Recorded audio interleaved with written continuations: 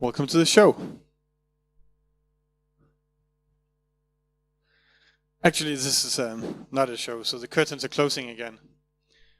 Because as I see it, this talk that I've built is about the truth facing almost every company in existence today.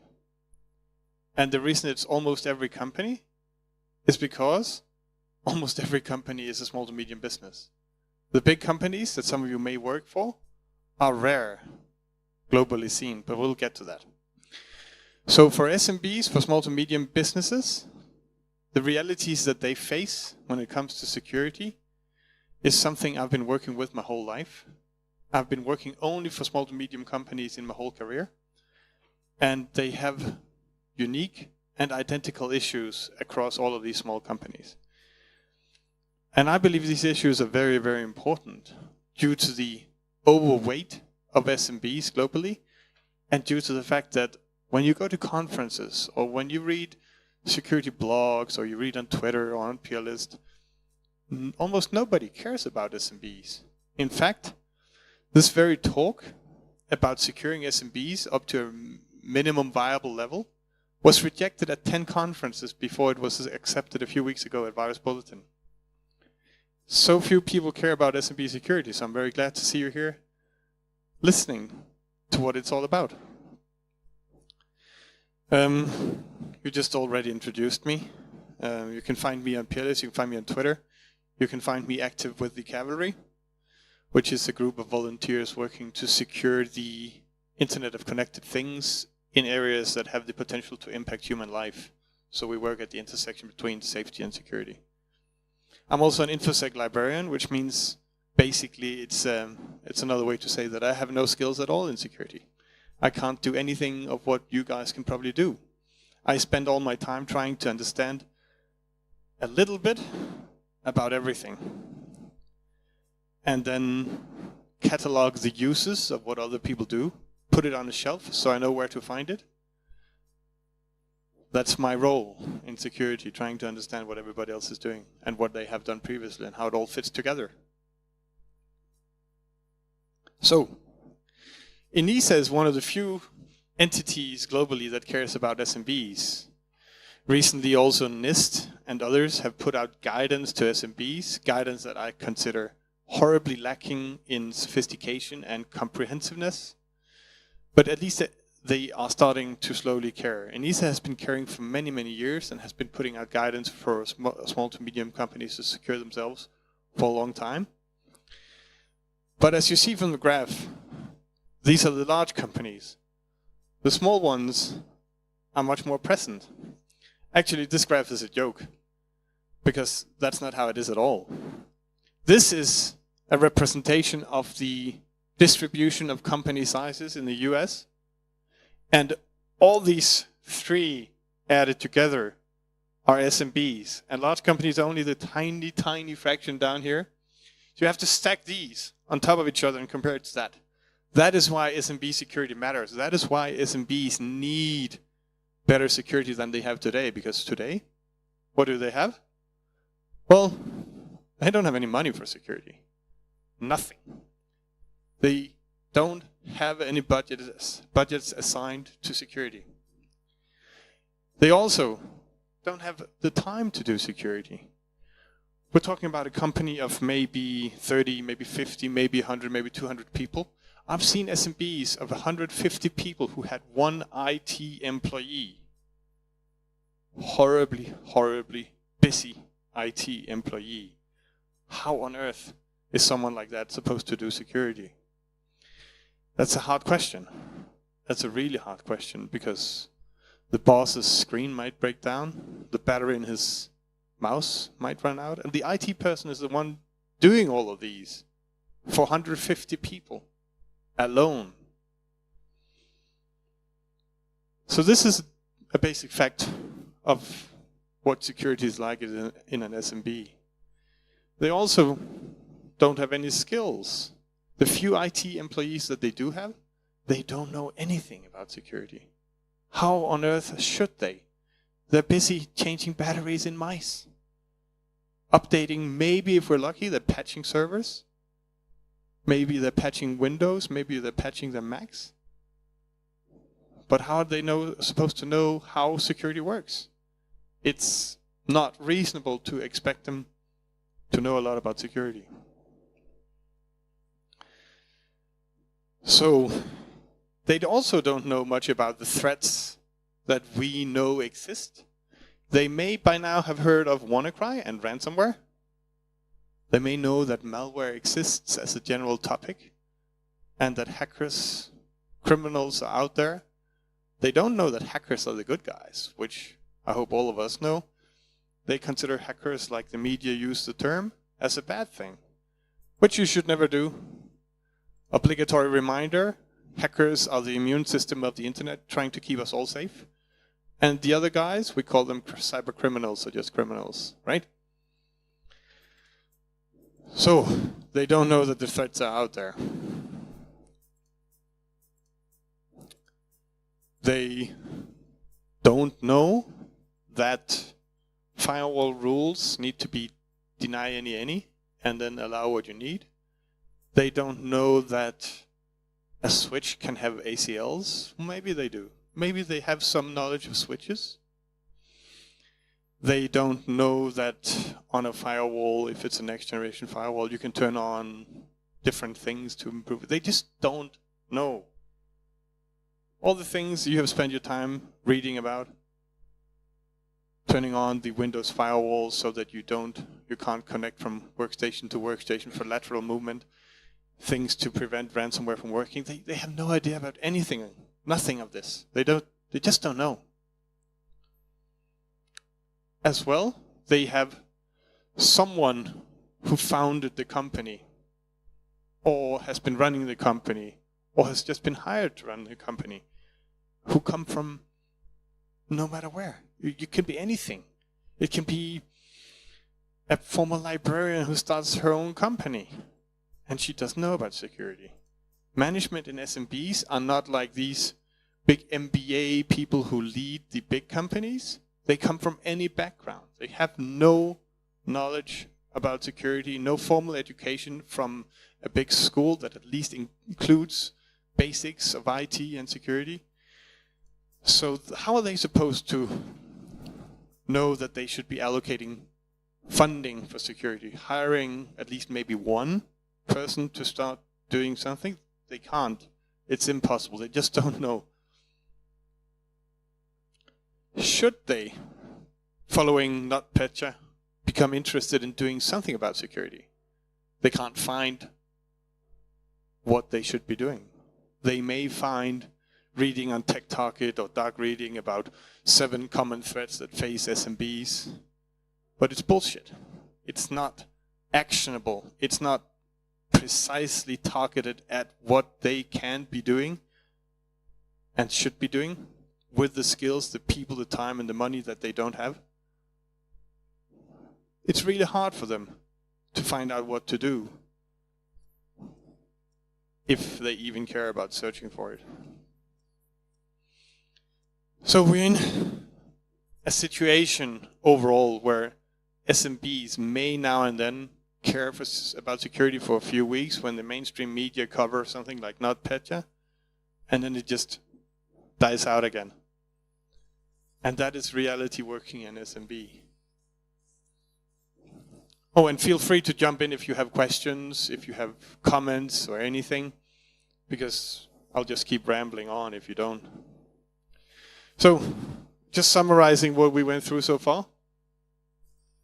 This is the reality for maybe 99% of all companies out there.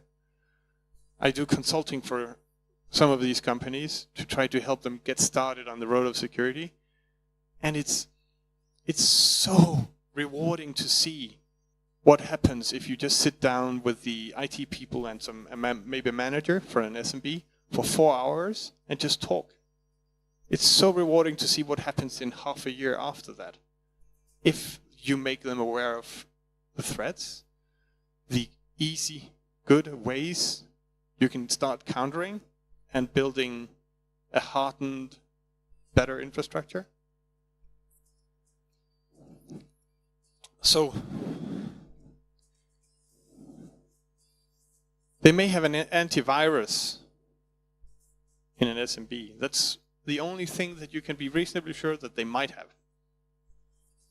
Which is why last night at the speakers dinner, I was having, or yesterday at Glue, I was having a discussion with people about antivirus. I don't know how many of you know this, but antivirus as a concept is fundamentally broken. It cannot secure anything. Plus, it increases your attack surface. You can actually be hacked by advanced actors just by having antivirus, because most of them are very easily hacked, and they all have a shim into your files. So when you receive a file, if it has an exploit for your AV, you're hacked. It's kind of that easy once you know what you're doing as an attacker. But still, even if they cannot catch malware, even if you can be hacked by having it, I still believe in having AV, because it's the only thing that SMBs have. And we need AV to be more efficient and secure. All right, so far it's looking a little bit bleak. SMBs don't have a lot going for them, right? But it's not hopeless, because I've been in the situation in my previous job.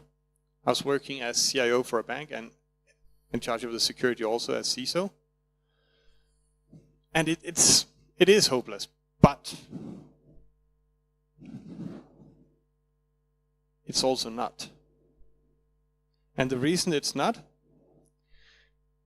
is exactly the thing I've experienced in my previous job and in my consulting in Luxembourg for smaller companies. You need to just reach one person and make them care and know a little bit about the threats and what you can start doing. And they can really, really start making substantial changes over time following that. So to secure SMBs, we need not to fix the time, the money, the people. We just need that one individual to become aware of the threats and of ways to start countering them. And that is the challenge, getting one person in every SMB to do this, to reach them, to make them aware. That is also a very hard question. So, in the years that I worked in my previous job for the bank, we did a lot of work on security, because when I started in my job, it is a real bank actually, but it had no security. It had nothing. This is like 7-8 years ago. It had nothing. When I started, the firewall was allow any, a few ACLs and a switch behind that. The last server had been patched 3.5 years previously. Workstations mostly the same. Everything was shut to pieces. Everything was just horrible. And we had no way of knowing if the whole thing was hacked beyond any chance of ever recovering the hardware. So the first thing I did was I hired a team of IT, 2 people rather quickly, and later on a few more.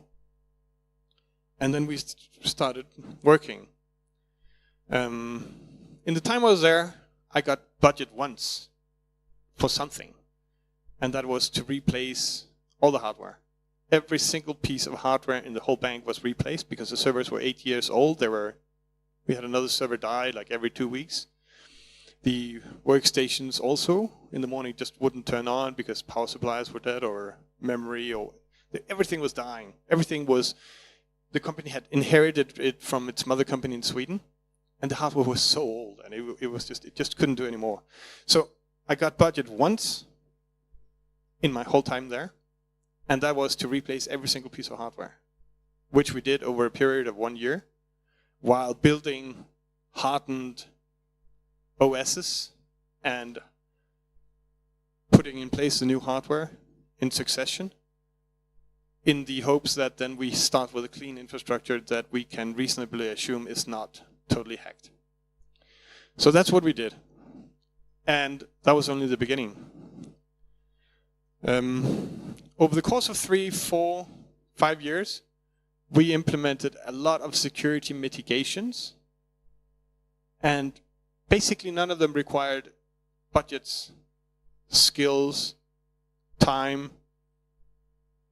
They were all something you can do on an SMB IT staff skill level reasonably quick.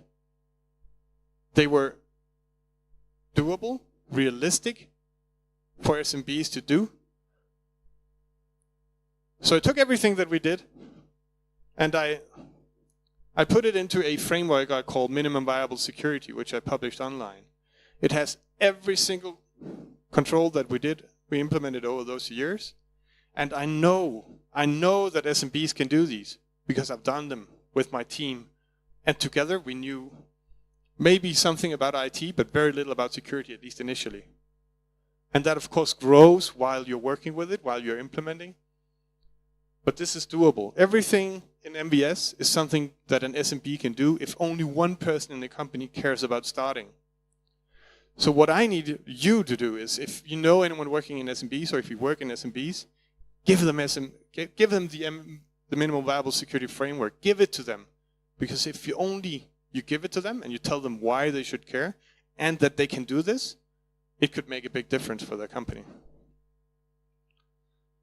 You can find it there. The slides will also, I hope, be on the BSides Luxembourg website. If not, you can find this on that link on Peerlist. So this is the basics of the talk that I did. And I met a person in Las Vegas this summer for a Hacker Summer Camp at BSides San Francisco. His name is Russell. He's a co-author of a new paper that took the work I did with MVS and they built upon it. They made it more. In the paper, they say some very good and true things, that as soon as you have an SMB that starts to build skills in security and to care, then you can really actually do very, very good security. Not just minimal viable. You can do actual security that gives you a very good chance of not getting breached ever. The reasons you can do that are that for an SMB, all the things that slow the big companies down, that make them unable to patch, unable to make decisions, unable to be flexible, all these reasons do not exist for an SMB. In an SMB, you can very easily complete your entire asset management database and keep it up to date. You can make decisions very quickly. You can adapt. You know your environment. You know your networks. You know what you have where. You can baseline your infrastructure. You can baseline your network devices. You can baseline your operating systems. You can baseline your web server logs, your database logs. Everything is doable because it's so small. And this is both a strategic and a tactical advantage for SMBs as compared to others. An SMB, let's say 100 people, with 2 people working in security and maybe another 2 or 3 in IT, can do better security than the largest bank you've ever heard of, or Deloitte. I hope no one here is from Deloitte, but apparently anyone can do better security than them. So this is the important thing for SMBs. We have them all at a point where they have nothing. But we can get them up to a minimum level, a minimum viable level of security. And once they're there, they can actually progress to as good as it almost gets in security. And all it takes is reaching one person in that company and convincing them to care and giving them the framework, MVS, and letting them know that you can do this. Everything here can be done. And I believe that can make a difference if only somehow we can give them and make them aware of this. All right. That's every single word I had to say. I think that might have been even close to the 20 minutes.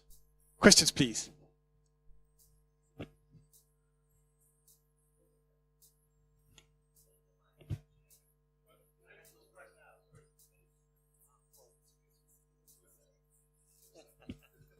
All right, thank you.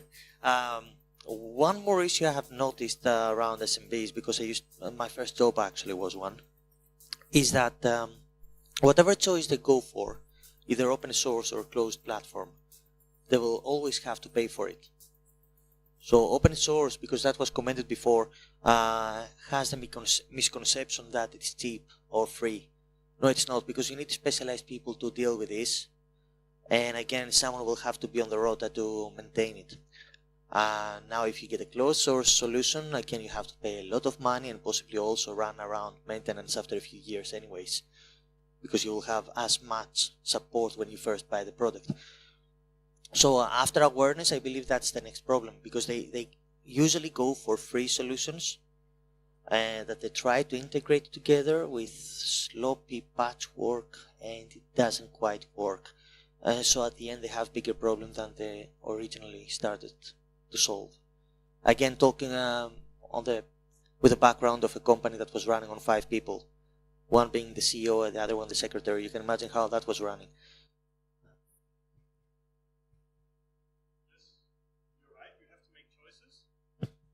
You have to make choices, and your choices will stick with you and sometimes haunt you.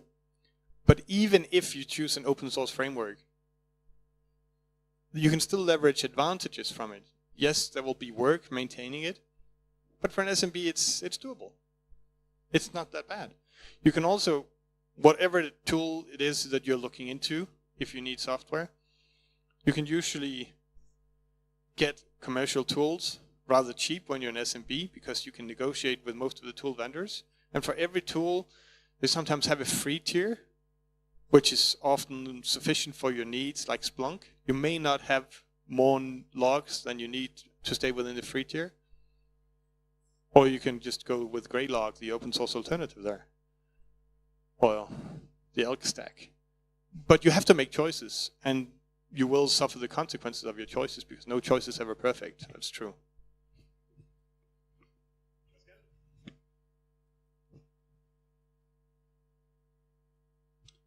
So thanks, because it's I think it's a really important problem. I was discussing with some friends also about this, and one of the issue I think is also the, especially for the small medium companies, is the retention of the people, because there is already, okay, we hear about the lack of talent, and the thing is that we are less than, I mean, the demand is very high and we are fewer, so it's for smaller companies more difficult to keep people, because like, okay, if you're like 2 people shop, how do you keep those people? Do you have like any advice, especially given your experience with like small companies? What would you advise to keep how to do retention for people in the small environment like those?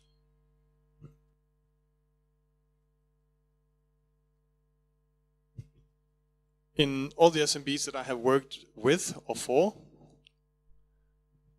the employee retention has always been very high, because the people in charge have been very responsible and relatively sane people. I've seen, of course, people in SMBs where they leave a lot, but I think for an SMB with a good mission, a good product, and rather good management, employee retention usually tends to be very, very high. I mean, in places I've worked, people stayed there for 15 years, easy. SMBs often don't have security people. So first you need to actually hire someone to do security. Well, how to keep them? Pay them well, because they will have to be magicians of every trade, jack of all trades. So you need to pay them well. If you pay your security person less than you pay your IT admins, they're going to leave. And this is what we see right now, that IT are the kings of the castle and get higher salaries than security people. And it's just not going to last. Yeah, you have to pay them more.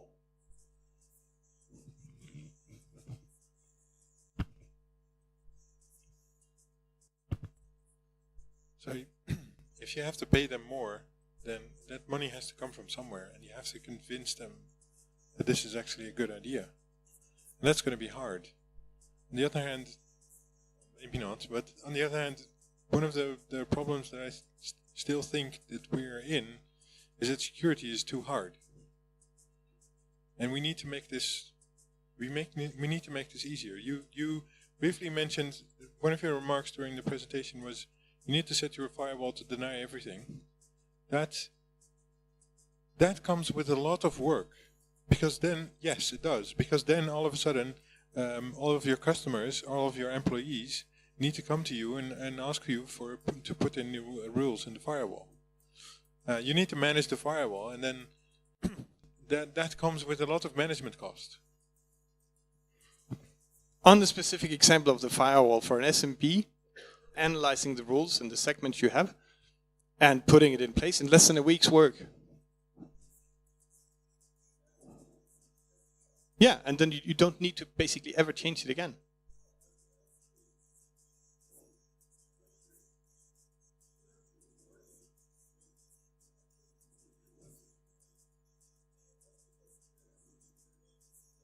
Yeah, but the firewall rules are not going to be an obstacle.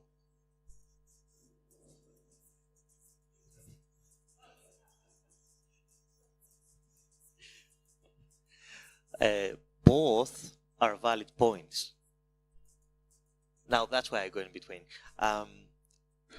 Usually, and I come from ENISA, by the way, for the ones that don't know me, usually we advise larger enterprises, and why I will make that remark now, you'll understand. We advise them to separate IT from IT security. But in the case of SMBs, for a start, the minimum measure they should do is to at least make the security lifecycle part of IT if they don't have money. So then they satisfy both positions. If you can afford to have it separate, even the better. I mean, I was working for a large enterprise, and for the first 6 months of my 3-year employment, I was doing firewall configuration management, which is security, but it was more like change that rule, change that rule. That was feeling more like IT. That was not instant response or something. That's my opinion anyways.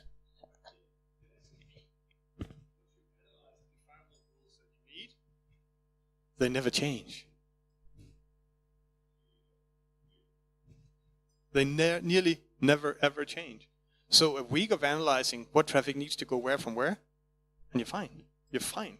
It's work that's doable. It can be done. It can be completed, and you'll be very much better off after having done it. And it's the same for so many other areas. Everything I put into MBS is doable, and it's not an obstruction to the company.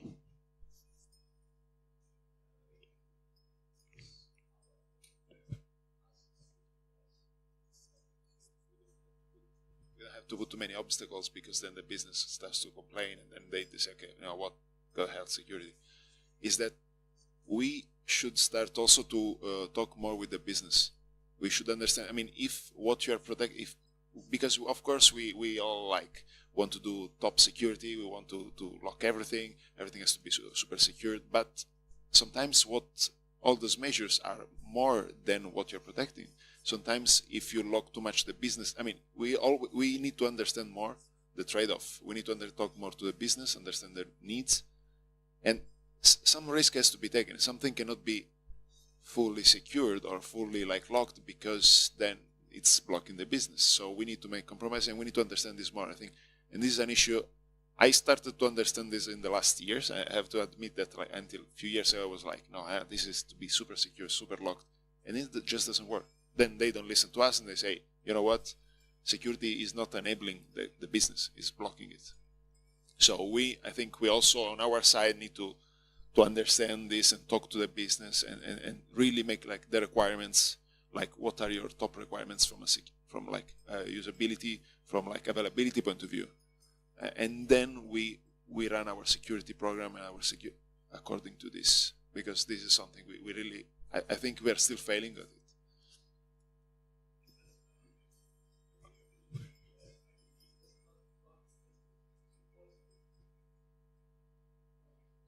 Yeah, so I totally agree with the one-person analogy. The local hero is entirely true. One thing, if you could recommendation to put into the system, for lack of a better word, would be actual specific recommendations as to the tools. For vulnerability assessment, these are good options. For patch management, these are good options, because a lot of times they don't have time to research or understand which tools. I know we sometimes are reluctant to name specific vendors, or things may change in the future, but without giving them a place to go or an example, it often leads to nowhere.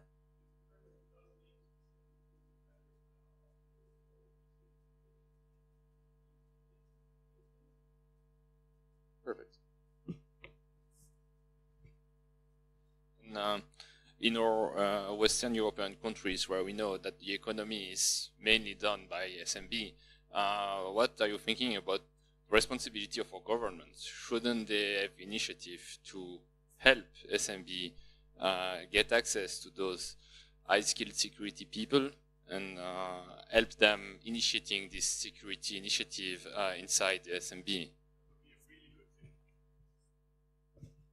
That would be a really, really good thing if governments would provide assistance with qualified consultants to just go out and sit down with them for a few hours and explain to them what to do and give them a framework like this. That would be hugely impactful. Or if ENISA did it. If ENISA, I actually proposed that to them a few years ago, that they start an initiative where they visit every single SMB, but of course it's beyond the resources, but I still believe it's a really good idea. So the recommendation of the tools reminded me of an initiative that they've done in the Netherlands on privacy. Because in privacy, they usually say, these tools are shit, you shouldn't use Facebook, you shouldn't use WhatsApp, whatever. So instead of doing that, they said, these are the tools that you can use, and they respect your privacy, and they do this and this and this, and these are the advantages, etc.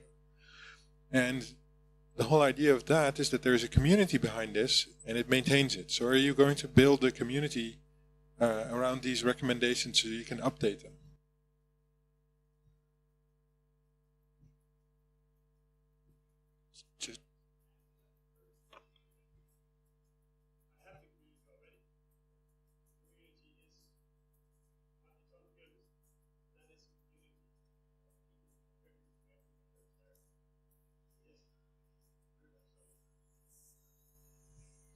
Just a few remarks about the problem to keep the security company inside the SMB.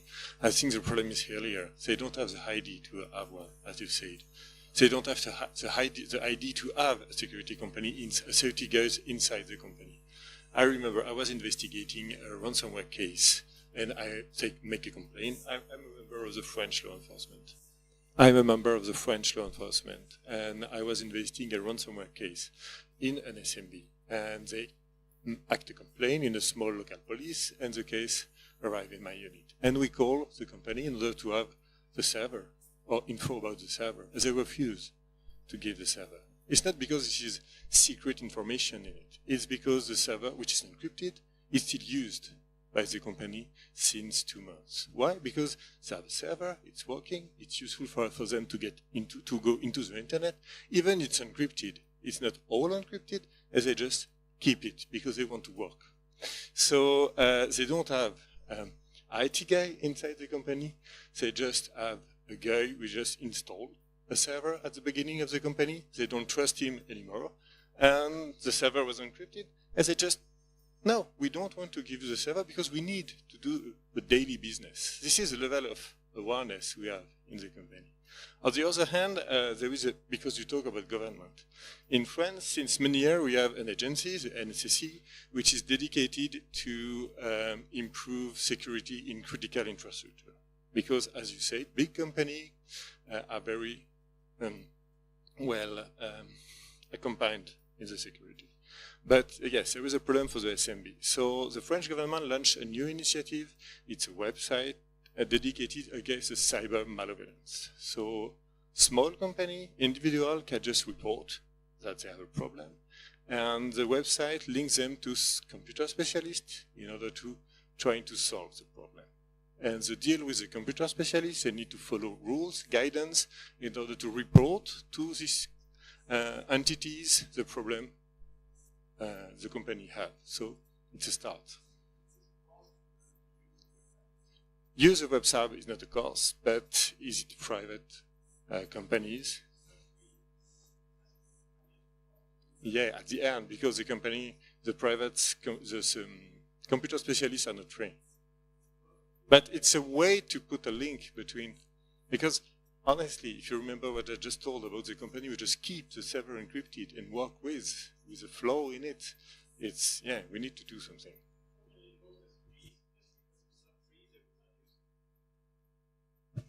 Instead, what I think we can teach, if we could just somehow get the message to every SMB, what we can teach them to do is to compare a hash or a file itself with VirusTotal.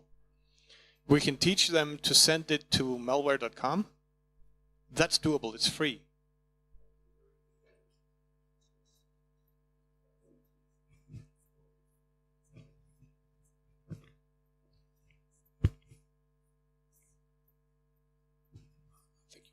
Both point of views are valid, but the problem, I'm French as well.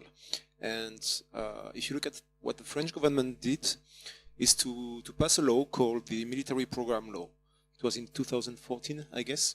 And several other countries about the world are doing the same. I don't have the list on top of my head, but basically they defined vital importance operators. And this movement is towards the major infrastructure providers in 6 or 7 major domains: infrastructure, energy, transport, finance, and so on.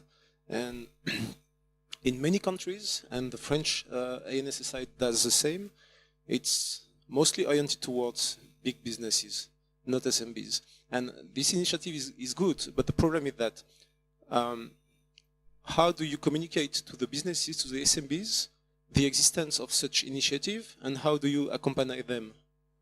For example, a month ago, there was a report that a small business with 8 employees, it's somewhere in south of France, they simply shut down because they got attacked by ransomware, and the backups got screwed as well.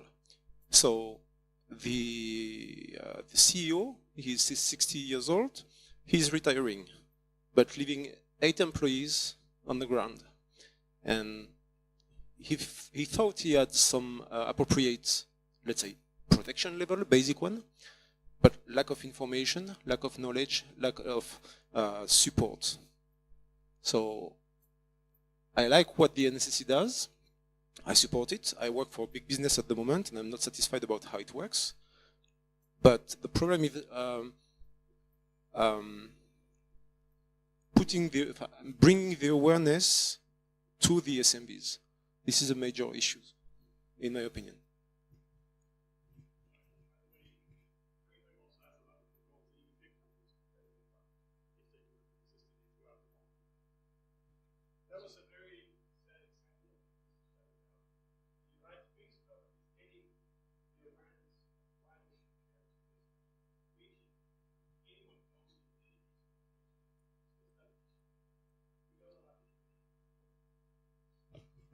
I come from Germany, from the Stuttgart area, and apart from the big car makers, there are also many highly innovative SMBs doing machinery and stuff, and family-owned, 50, 60, 100 people, and they don't care a bit about security, not the least bit.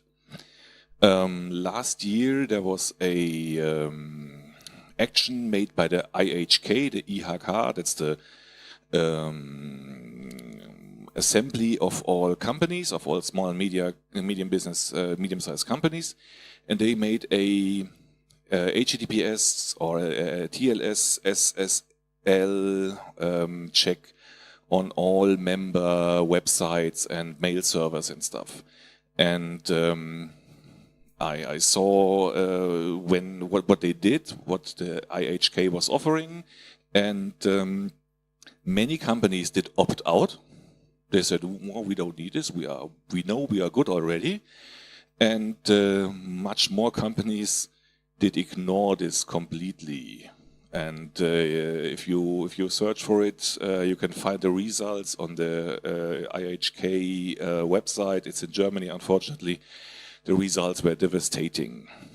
And I bet if you make the same test nowadays, it would be exactly the same.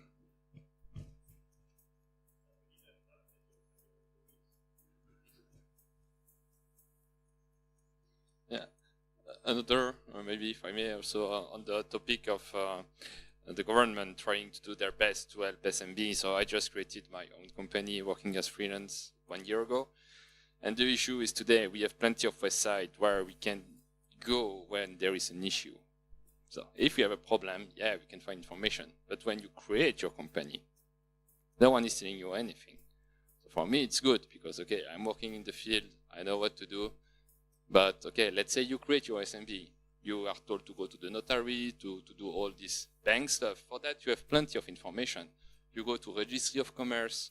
Yeah, you get the full stuff. All the details, what you need to do to get a bank account, to do the invoicing, the VAT, very important, the VAT, but nothing about security. And that's the issue, because if you do not do this at the start, then obviously the problem will come, and then you can use your website saying, this is what you should do when you have an issue. It's too late.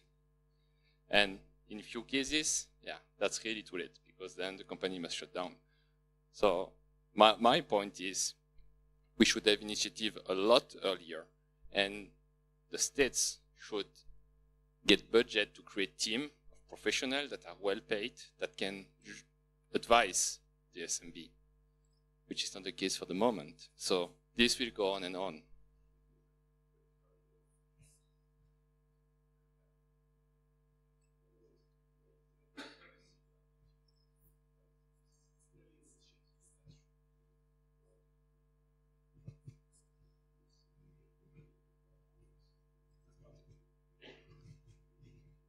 Exactly. Security by design and privacy by default or by design should be, both of them, maybe both taught already in primary school, in universities, at Chambre de Commerce. When you start your company, you should receive information about this. It should be all over. You should be bombarded with why you should do this and the consequences of not doing it.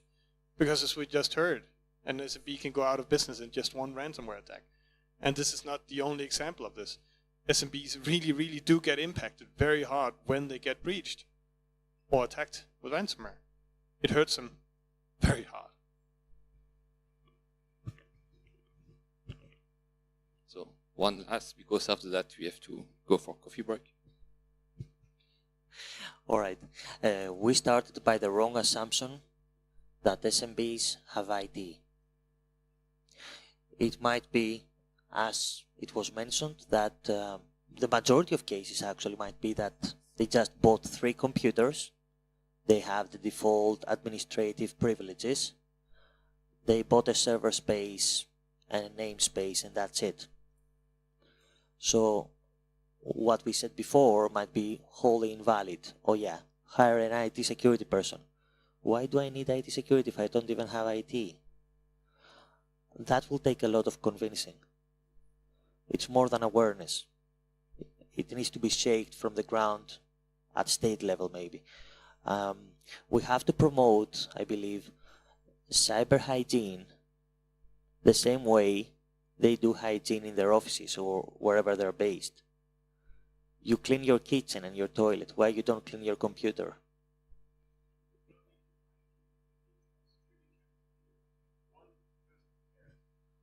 Either a security champion or outsourced. Like lately I have seen many companies sell services, recurring services, once every 6 months to smaller companies. And they go in the visit and they do CISO-like service and advisory for breaches and all that, something like that. But these should be promoted by state level, I believe, as a service, because simply there are not enough people to serve the community. Awareness can do as much, but we need hands-on.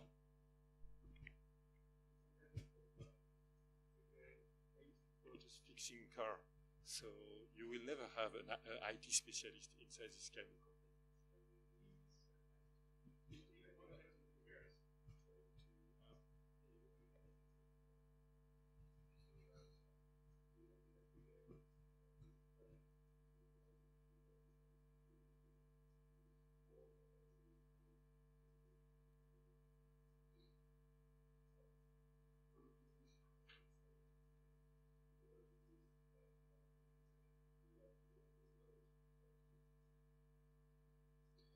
I tend to disagree with what you said about IT.